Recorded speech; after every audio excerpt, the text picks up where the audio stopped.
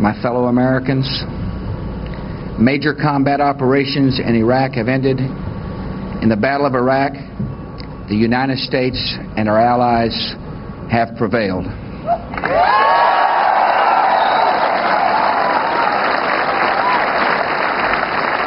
Al-Qaeda, a network of loosely affiliated Islamist terrorists led by Osama bin Laden, a wealthy Saudi Arabian businessman who adopted increasingly fundamentalist views in the 1980s, began opposing American influence in the Middle East after the Cold War ended.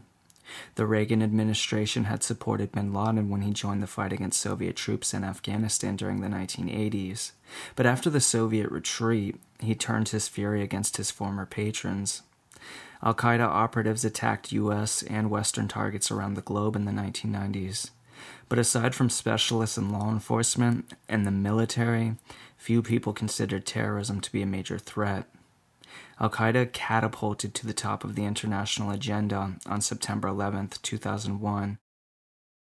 The new administration of President George W. Bush responded with the so-called Global War on Terror to destroy Al-Qaeda and its supporters. After toppling the Taliban regime in Afghanistan, which had given sanctuary to bin Laden, the Bush administration went to war in Iraq to drive its leader, Saddam Hussein, from power. Although the president quickly proclaimed victories in both Afghanistan and Iraq, American troops were still fighting in both countries a decade after the 9/11 attacks.